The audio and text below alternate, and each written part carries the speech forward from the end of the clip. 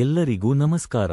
ಇಂದು ನಾವು GSTR3B report ಹೇಗೆ download ಮಾಡೋದು ಅಂತ ತೋರಿಸ್ತೀವಿ.